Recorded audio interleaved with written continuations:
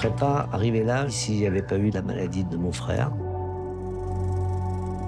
Je l'ai fait pour lui, à côté de lui, grâce à lui. Pardon. C'est la peine de le dire, c'est un lâche. Pour moi, Ayrton Senna est un enfant qui veut toujours le jouet du voisin. Alain Prost devient champion du monde. Alain Prost a été le plus grand coureur automobile de tous les temps. Pour la première fois, il se confie. On peut détruire un palmarès, mais on ne peut pas détruire une histoire humaine. Une série création documentaire événement. Prost. Bienvenue dans Click, Alain Prost. Bonjour. Bonjour. Merci, enchanté. Je dois vous dire que je suis très ému de vous recevoir. Vous m'intimidez énormément. Ah bon? Vous faites partie de ma vie, tout simplement. J'ai l'impression de recevoir ma vie. Vous êtes quelqu'un qui m'a fait rêver, l'un des plus grands champions français, l'un des plus grands sportifs de tous les temps. Et je suis extrêmement honoré d'être face à vous et même très ému. Un des meilleurs pilotes de Formule 1 de l'histoire. Vous faites partie des 3 seuls pilotes de F1 à avoir été 4 fois champion du monde, 85, 86, 89, 93. Meilleur pilote français de Formule 1, le seul champion du monde français de Formule 1. 199 courses, 51 victoires. Et un documentaire événement où vous posez dès le début une question très simple. Pourquoi? Comment j'en suis arrivé là? Oui, exactement. C'est-à-dire que c'est... Certains peuvent se demander pourquoi ce documentaire, enfin maintenant, 30 ans après que j'ai arrêté de courir en 93, parce que j'ai jamais eu l'opportunité, bien entendu, de parler. Et moi, ma vie, elle est faite en plusieurs parties, bien entendu. L'accession à la course automobile, la carrière, et puis maintenant, parce que pendant 30 ans, j'ai aussi quand même fait des choses, mais on n'en parle pas beaucoup. Et puis c'est vrai qu'on a l'impression que ma vie de pilote, ma carrière, elle est un peu résumée à un duel Prost-Senna. Mais il y a quand même autre chose. C'est-à-dire qu'il y a quand même aussi tous les pilotes que j'ai dû affronter ou combattre, 5 champions du monde en tant que coéquipier. Et puis il y a aussi des personnes extrêmement importantes qui ont beaucoup compté pour moi. Et moi, j'avais plus envie d'être dans l'humain et d'expliquer un petit peu comment j'en suis arrivé là. Et raconter une période de ma vie de laquelle je suis le plus fier, en fin de compte. C'est l'avant. C'est avant. C'est ça. Oui, parce que c'est celle qui m'a construit mentalement, moralement, et qui m'a permis de faire ce que j'ai fait, d'affronter, mais sans avoir les outils au départ. Parce et il y a déjà le capital social que vous n'aviez pas. Voilà, il y a pas issu du milieu ouvrier. Grand-mère arménienne, voilà, qui a survécu au génocide. Exactement. Qui vous appelait Mon Soleil. Oui.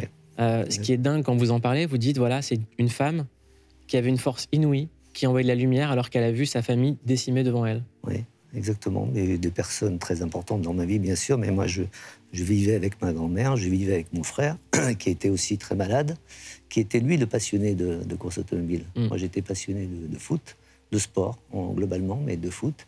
Et c'est des gens comme ça qui vous construisent, qui vous inspirent. Peut-être que même vous vous en rendez compte plus tard. Et ce qui est dingue, c'est que ça commence votre amour avec le sport mécanique par un malentendu. Complètement. Vous avez le bras cassé.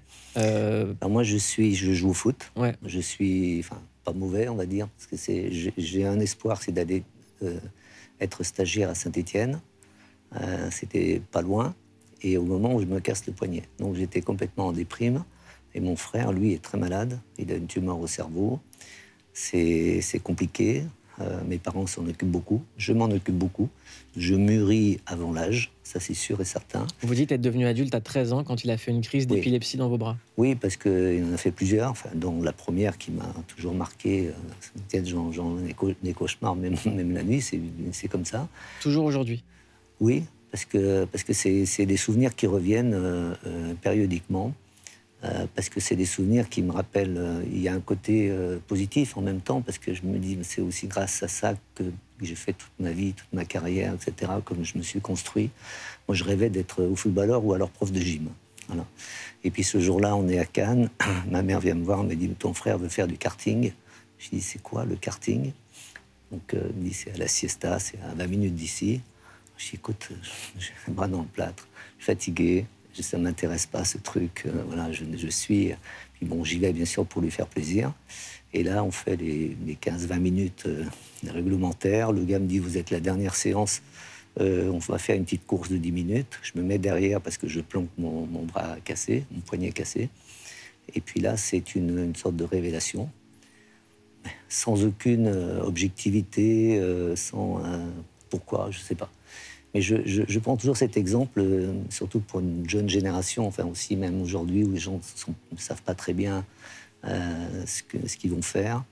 Et comme je dis souvent, je vois l'étoile dans le ciel parce que je me dis c'est ça que je veux faire, mais sans aucune...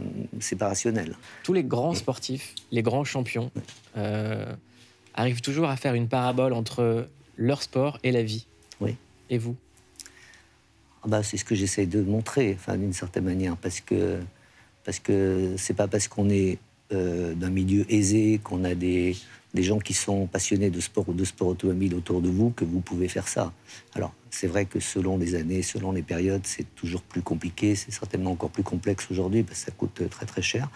Mais on peut, il faut aussi avoir l'espoir et on peut y arriver. Si j'étais pas arrivé, je travaillerais avec mon père, comme j'avais déjà commencé, où j'aurais fait prof de gym, où j'aurais fait. Vous concernant, ce serait mauvais départ ne veut pas dire mauvaise arrivée. Non, parce que est-ce que j'aurais été plus heureux ou plus malheureux, j'en sais rien, je sais pas. J'ai fait quelque chose d'exceptionnel, qui n'était, mais je l'ai fait. C'est pour ça que j'essaie de le montrer un petit peu. Je pense au fond de moi, grâce à quelques personnes, dont ma grand-mère, dont mon frère, bien entendu, et qui restent gravées dans ma vie. Et votre mère? Mes parents, bien sûr. On regarde. On a vu tous ces camions, vous savez, de mécanique et tout. Et nous, notre petite remorque, nos petites limes et tout. On a dit, mais qu'est-ce qu'on est venu faire ici? On faisait vraiment minable à côté des autres. Ils étaient tous très bien habillés et tout. Nous, il y en avait qui avaient une combinaison rouge, d'autres une combinaison bleue, vous voyez, tout ça. On était vraiment les minus, quoi. Et quand ils tournaient, moi, je m'en allais, comme d'habitude, je regarde jamais. Et puis, un monsieur, là, qui vendait des journaux, il me dit, mais vous avez un petit Français, qu'est-ce qui marche bien, là-bas? Je dis, mais c'est mon fils. Celui-là, il m'a dit, Formule 3, Formule 2, Formule 1. Ouh là là, je dis, monsieur, ne me parlez pas de malheur. Il y a un mot sur lequel j'aimerais qu'on revienne, les minus. Vous savez pourquoi? Parce qu'en fin de compte, elle parle de la remorque. On était parti avec une remorque que j'avais fait moi-même, parce que j'avais appris à souder dans l'atelier de mon père, etc. J'avais récupéré le triporteur d'un des amis de mes parents, chez qui je travaillais tous les week-ends, toutes les vacances d'été au supermarché Casino. Il m'avait donné son triporteur que j'avais coupé, et j'avais fait une remorque pour le karting. Et c'est vrai, quand on est arrivé, c'était le part du championnat d'Europe en Hollande, en 73, je crois. Et là, tout le monde avait des grands motorhomes, des camions, etc. Nous, on est arrivé avec notre remorque, qui s'est cassée, je crois, un mois après. Voilà. Mais je ne le considérais même pas comme ça. Moi, ce n'était pas un problème. C'était la course, c'était l'efficacité en premier. Et c'est ce qui a toujours été aussi un petit peu... ma force, d'une certaine manière. Quand vous êtes arrivé d'un milieu populaire, vous faites un sport qui n'était pas prévu, vous franchissez les étapes du karting jusqu'à la Formule 1. J'imagine que la vie change, que le niveau social change, que pour votre famille, ça change aussi. Comment vous avez vécu les premiers moments où l'argent commence à rentrer? Alors, l'argent, il ne rentre pas si facilement et si vite. Parce que si vous reprenez les générations de pilotes, génération avant moi et même encore avant moi, on va dire, génération, c'est à peu près une dizaine d'années. Il y a 10-15 ans avant moi, ça ne gagnait pas d'argent, peut-être un peu plus. Nous, au début, c'était pas énorme. Après, c'est venu petit à petit. Puis maintenant, là, on parle de sommes qui sont le niveau du sport à ce niveau-là, au niveau commercial, il a explosé. Mais c'est pour ça que c'est pas été brutal. Et au départ, la volonté, c'était de faire du karting. Je ne pensais pas du tout à la course automobile. Et petit à petit, c'est parce que j'ai été champion de France de karting que j'ai eu la bourse de pilotage pour faire l'école de pilotage, qui était gratuite, en fin de compte, que j'ai pu le faire. Sinon, et après, oui, quand j'ai commencé la F1, je pensais qu'à mon frère et à mes parents. Parce que le commerce de mes parents, c'était de moins en moins simple. Ma mère essayait de faire un magasin de meubles, mais donc je donnais des coups de main aussi. Quand j'étais à Saint-Chamond, en F1, j'aidais encore mon père à faire des livraisons. Je montais des cuisines, je faisais des choses. Voilà, donc, et j'ai tout fait aussi pour les aider. Est-ce que vous avez aidé à garder la tête froide pendant les courses? Sincèrement, j'ai toujours gardé la tête froide parce que parce que je pense que la maladie de mon frère m'a fait penser au risque inhérent de la course d'une manière encore plus importante. C'est-à-dire que très souvent, ça c'était aussi mon problème psychologiquement, c'était pas simple. Un jour, ma mère me disait très souvent, tu vois, j'ai 2 fils, j'en ai un qui est très malade, et j'en ai un qui prend des risques tous les dimanches dans un sport très dangereux. Vous voyez, c'était un contexte où je me dis, bon, il faut aussi penser à eux. Donc, le risque à plus de 100%, pour moi, il n'a jamais existé. C'était toujours quelque chose, c'était une philosophie, on me l'a même reproché par moments. Bon, ça c'est pas très grave. J'aimerais vous faire commenter les images de Romain Grosjean, qui était passé chez nous. Pour moi, j'étais à 5 secondes de la mort. J'étais bloqué, donc j'étais coincé dans le siège, sous la barrière. Il faisait nuit, dans le feu, en ayant pris un impact de 67 G. Donc vous imaginez que mon cerveau, il a quand même pris un choc, donc il n'était pas forcément au top.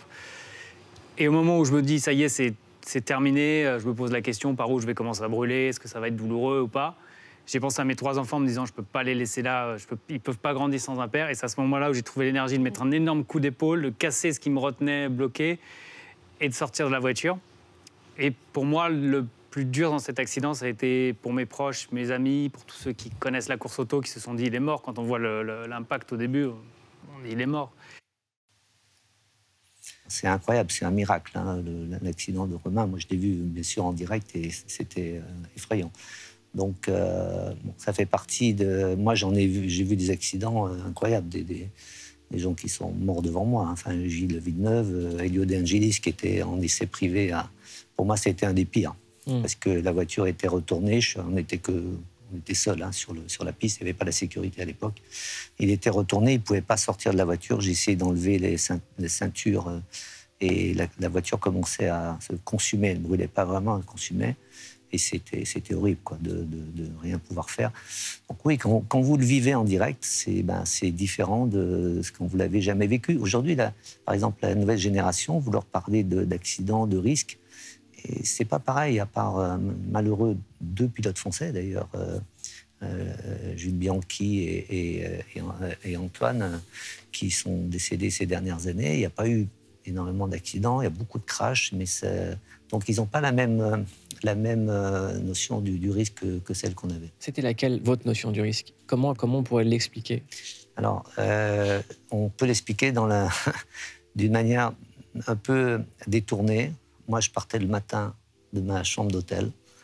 Je rangeais un minimum mes affaires en me disant « je ne sais pas qui viendra les récupérer ». Parce que c'était surtout le début des années 80, hein, surtout ces périodes-là, mais quand même, c'était très, très, très compliqué. Quand on voyait autant de choses qui se passaient, on disait ça peut arriver. Parce que le risque, à l'époque, il était aussi un incident mécanique, par exemple. Il y avait beaucoup de ruptures de suspension. La première année, je vois cette image, c'est ma première année avec la McLaren, j'ai eu 9 ruptures de suspension. Et j'ai fait pas mal de passages à l'hôpital. Le dernier à Watkins Glen, aux États-Unis, où je suis resté 15 jours.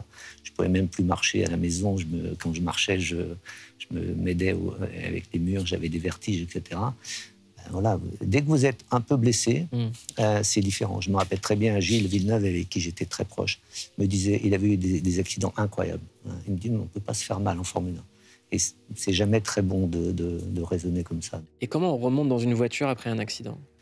Parce qu'il y a une différence entre la peur et la conscience du danger, je pense. La peur, à mon avis, elle vous envahit.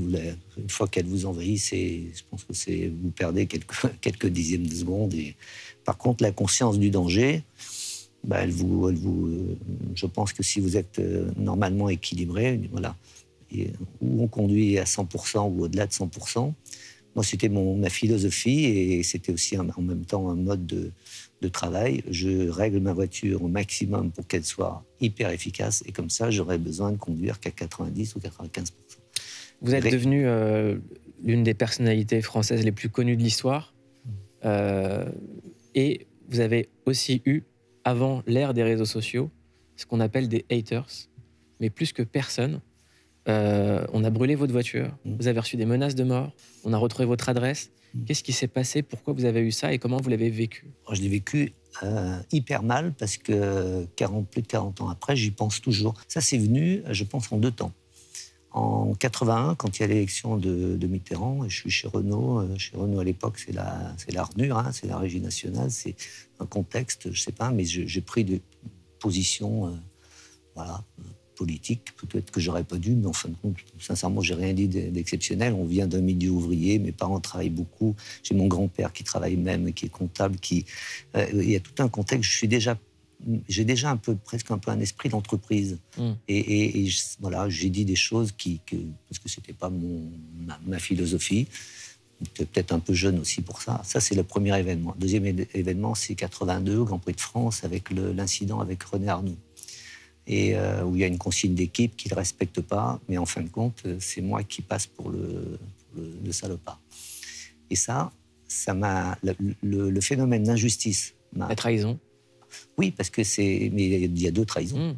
Il y en a une, mais celle du public et même des médias, il m'a complètement suffoqué. C'est-à-dire que les médias vous ont lâché. Ah oui, complètement. Oui, complètement. Mais le public a pris vraiment en partie. Et donc, ça, c'est à ce moment-là, quelques semaines après, où je décide de partir de France. Parce que là, j'ai vraiment des messages d'une voiture brûlée, des messages de mort, ou haineux, sur mon répondeur. Avant chaque week-end de course, je me faisais cracher dessus dans la rue, en voiture, par moment. Ça m'est arrivé une fois ou deux, quand même. C'est très bizarre. Et c'est là où j'ai découvert 50-50 de cette mentalité un peu française qui fait que vous avez des gens qui vous adorent et trouvent c'est génial ce que vous faites, et puis d'autres qui sont un mélange de jalousie, de haine. Pourquoi, je sais pas.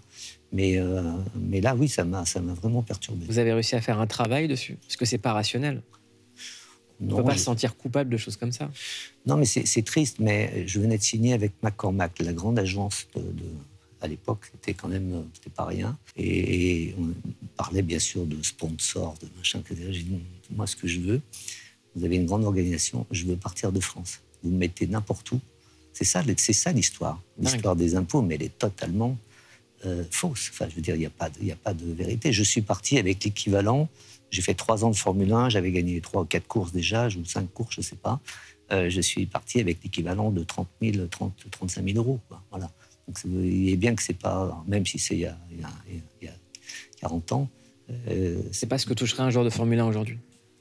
Non, multiplié par, je ne sais pas, par 1000. Je sais par pas. 1000, ouais. Oui. Donc, et j'étais parti soit l'Italie, soit machin, et je suis parti pour être en Angleterre. Ça a été très, très vite fait. Je dis, de toute façon, je courrais certainement pour une équipe anglaise. Et le camion de déménagement était prêt. J'avais rien. De toute façon, je n'avais pas grand-chose. J'avais laissé mon fils chez mes parents. Et il m'appelle et il me dit, il y a une possibilité pour aller en Suisse. Et il faut faire par contre, il faut faire une société, il faut embaucher 1 ou 2 personnes, etc. Je dis, pas de problème. Moi, ça fait longtemps que j'ai envie de faire une agence de pub. J'ai réfléchi, il faut me laisser la nuit. Et le lendemain matin, je suis parti en Suisse. J'avais rien, je suis resté à l'hôtel pendant un moment, j'avais pas de logement, j'avais rien du tout, c'est parti comme un... Et c'est pour ça que j'avais juste envie d'une évasion pour retrouver un peu de sérénité. Mais c'est ce qui fait du bien à regarder ce documentaire, c'est qu'on sent, à l'aube de vos 70 ans, que vous avez fait la paix sur plein de choses, que vous pardonnez, mais vous oubliez pas. Oui, pardonnez, mais tout de suite, c'est pas un problème, même sans comprendre, parce que je pense que moi j'ai fait des choses pas rationnelles au début, mais la rationalité des gens dans ce domaine-là, elle n'existe pas. Pourquoi les gens vous haïssent? Souvent, je disais, quand il y avait le truc avec Ayrton, je disais à des fans, mais je comprends que vous soyez fan d'Ayrton, mais vous n'êtes pas obligé de me détester, ou l'inverse d'ailleurs. Mais il y avait de l'admiration entre vous deux en plus. Ah oui, bien sûr, bien sûr. Mais ce qui est d'ailleurs très beau, d'une certaine manière, c'est que malheureusement, quand Ayrton est décédé, le 1er mai 1994, on va dire la communion des fans s'est faite. C'est-à-dire qu'il n'y a plus de haine des fans, justement. C'est quand on parle de Prost, on parle de Senna. C'est votre photo préférée? Oui, c'est une des photos préférées, parce qu'elle reflète bien. Il y en a quelques-unes, mais celle-là, je l'aime beaucoup. Qu'elle reflète ce qu'on était vraiment. En fin de compte, il y a eu une année très, très compliquée, en 89 et après. Et après, moi, je sépare les trois périodes. C'est pour ça que j'aime bien mettre des cases, pour ça, même avec l'enfance, etc. Et avec Ayrton, c'est pareil. J'ai compris ce qu'il était avant de venir en F1, parce que la famille m'a invité chez eux au Brésil, après les obsèques. Ils m'ont montré des choses, j'ai compris ce que les photos de quand il était en karting, c'était moi, c'était son objectif, c'était moi, c'était encore dans sa chambre, etc. C'était affolant, quoi. Il avait des photos de vous? Oui. Dingue. Bien sûr. Et après, bon, il y a eu la période de course où c'était par moments compliqué. Et au moment où j'arrête sur le podium de Adélaïde en 93, là, il y a une autre personne qui sort, mais tout de suite, immédiate, c'est-à-dire en l'espace d'une seconde.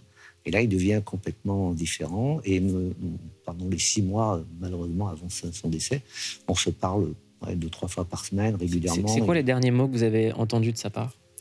C'est le dimanche, il me demande de venir le voir dans le stand avant la course. C'est-à-dire que ce qu'il ne fait jamais. Il se préparait, il faisait un petit peu d'étirement, etc. Les derniers mots, là, il n'y a pas de secret, tout le monde le sait. D'abord, il voulait que je sois président du GPDA, c'est-à-dire l'association des pilotes. Je lui ai dit, je suis désolé, ce n'est pas mon rôle, c'est plus à toi, qui est quand même le leader charismatique des F1. Il vaut mieux être en activité. Après, il me dit que, bon, il est très triste parce qu'il est certain que la Benetton triche. Et il parle des risques. Voilà. Et il est complètement, on va dire, dépité, enfin, il n'est pas bien. Il le sentait? Je ne sais pas, moi je commentais ce jour-là. Et je peux dire vraiment que j'ai eu un moment dans mon esprit, même un moment, c'est pas possible, c'est presque volontaire, il n'était pas pareil, mais c'est sûr que c'est pas ça. Enfin, mais vous voyez, j'ai même eu un doute parce qu'il n'était pas pareil. Et pendant la semaine, on s'est appelé, 2-3 fois, et non, il n'était pas dans sa... Mais il n'était pas comme avant. Il est devenu une personne différente quand j'étais plus là. Plusieurs fois, il m'a dit, oui, mais reviens, je ne suis pas motivé pour courir avec les autres. Bon, il y avait tout un contexte perso qui m'a parlé, un contexte... Il n'était pas spécialement heureux dans l'équipe. Donc oui, c'est... Et quand on connaît, les 6 mois m'ont fait comprendre aussi et pardonner, entre guillemets, d'une certaine manière, tout ce que l'on a pu faire et ce que l'on a pu avoir comme relation. Des années où c'était difficile, parce qu'on a eu des très belles années aussi. J'aimerais qu'on regarde une archive d'Ayrton Senna qui parlait de vous, en 88. He's very short, big nose. It's a joke. I think this year I'm having the opportunity to work with him and get to know him a little more. Unfortunately, we have different lives. We live in different countries, and we only see each other at races when we compete. And even so, I think we have built a good relationship, and it gets better all the time. And in the limit experience I have had with him, I think he's a special character, a very clever guy, and very competitive man. Moi, j'avais jamais vu cette interview, mais ça, c'était certainement 88. C'est drôle parce que vous redevenez un petit garçon. Quand je vois ça. Dans vos yeux, ouais, dans votre tête. Oui, parce que c'était, par exemple, 88, je dirais, peu importe d'avoir gagné ou perdu le championnat. Il vient de dire compétiteur et sportif. J'ai l'âme vraiment d'un sportif. Quand les choses sont correctes, il n'y a pas de problème. On peut gagner, on peut perdre. Je me rappelle d'une ou 2 séances de qualif. Il y a une très très belle photo où on est tous les deux, on s'est bagarrés comme des dingues pour quelques centièmes en Australie, et on finit comme ça, bras dessous, et on arrive dans le stand tous les deux. C'est magnifique, quoi. Après, 89, ça s'est dégradé, mais pour d'autres raisons. C'est des raisons extrasportives. C'est quand la dernière fois que vous avez pensé à lui? Alors, vraiment, je ne peux pas ne pas penser à Ayrton, parce que, je dirais d'une certaine manière, heureusement ou malheureusement, il n'y a pas une journée où si je suis en train de décider si j'arrête Instagram ou si je suis que sur Instagram, je ne suis pas très réseaux sociaux, mais je reçois des messages tous les jours. Alors, de temps en temps, il y en a un haineux, comme souvent, ça peut arriver. Mais par exemple, ma communauté la plus importante sur ce réseau social, c'est le Brésil. Et donc, je suis obligé de penser à lui. Je vis indirectement autour de cette histoire depuis 30 ans. Et ce sera jusqu'à la fin de ma vie. Donc, c'est obligé de penser à lui. Est-ce que ça vous a rendu heureux d'arrêter? Alors, pas heureux de la manière dont je l'ai fait, mais il fallait le faire. Mais oui, on parlait des risques tout à l'heure. Là, à l'époque, j'avais que Nicolas était un petit peu, mon fils était un peu grand, et quand je courais, il avait interdiction de regarder un Grand Prix en direct, parce que je voulais pas qu'il voie on sait jamais, un accident de son père en direct. Le premier Grand Prix qu'il a regardé, c'est le 1er mai 94. Je commentais, et c'est là où alors qu'il était très mécontent que j'arrête la course. Et vous voyez, c'est un symbole, c'est-à-dire que voilà, il y avait une notion de risque. Peut-être que j'aurais été dans la voiture d'Ayrton à ce moment-là. Je ne pouvais pas savoir. Donc, heureux, pas heureux. J'ai mis 2-3 mois comme tout le monde, hein, quand on arrête. Il faut juste penser, et ça c'est important, que quand on a, surtout dans ce milieu-là, quand on a vécu ce qu'on a vécu en Formule 1, il n'y a rien qui peut vous donner les mêmes joies, le même adrénaline, les mêmes objectifs. Donc il faut juste penser, voilà, il y a une case, il y a un arrêt, c'est pas immédiat, hein, ça prend quelques temps, et puis on part sur d'autres choses. En tout cas, franchement, je suis extrêmement heureux d'avoir pu parler avec vous. C'est gentil. Moi, je peux parler pendant longtemps. On vous recevra pendant longtemps, un plaisir. Si vous voulez. On a cliqué pour vous. Senna, c'est évidemment la série sur le destin tragique mais magnifique d'Ayrton Senna, le champion brésilien de F1. Et c'est génial. Alors c'est vrai qu'au début, on résiste un peu au plaisir. Parce qu'entre la hype de la F1, la nostalgie de la confrontation entre Alain Prost et Ayrton Senna et l'exotisme du Sao Paulo des années 70, on se dit qu'elle se voit un peu trop, la recette Netflix. Quel fallo. Mais force est de constater que tout ça est très malin et que dès le 2e épisode, on bascule et on met 8 sur 10. Campeão mundial, hein, Beco.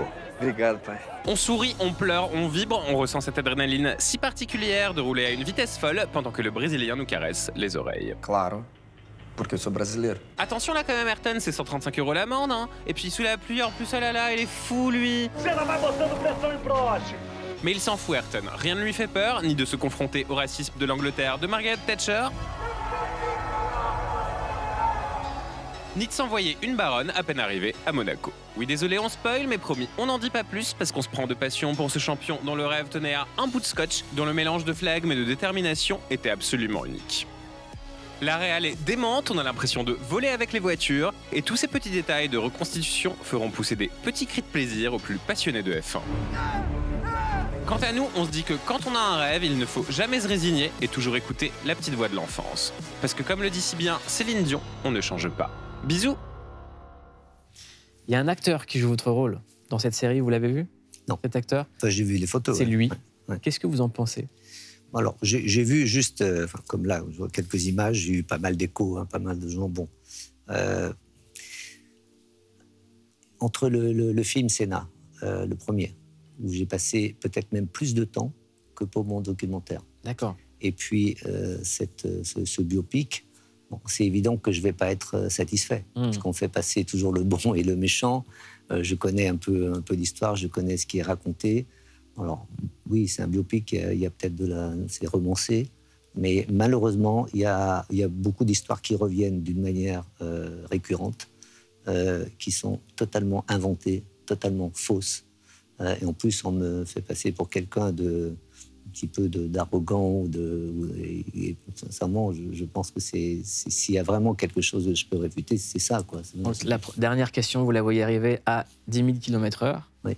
C'est quand votre biopic? Quand est-ce qu'on raconte votre histoire, votre version? Bon, Parce que quand on voit le documentaire, on a envie de le voir, ce film. J'aurais presque plus envie aujourd'hui, après un documentaire comme ça, et de dire, voilà, j'ai laissé une trace, m'en vais. Je ne veux plus rien avoir avec ça. C'est plus ça. Mon état d'esprit aujourd'hui, c'est presque plus ça. Voilà, j'ai autre chose à faire dans la vie que de raconter toujours ce qui s'est passé avec Ayrton. On le garde pour soi. Il m'a dit des choses la semaine d'Imola. J'ai dit, il m'a fait promettre et jurer de ne jamais le dire. Je n'ai jamais dit à n'importe quelle personne de ma famille. D'accord? Ça restera en moi. J'ai des secrets, j'ai des certitudes, je sais comment il était, je sais exactement. Basta. Voilà. Si un grand réalisateur nous regarde, il faut qu'il passe un coup de fil à un grand sportif qui est en face de moi. Merci beaucoup. Merci. Alain Prost. Plaisir. Merci d'être venu dans Click.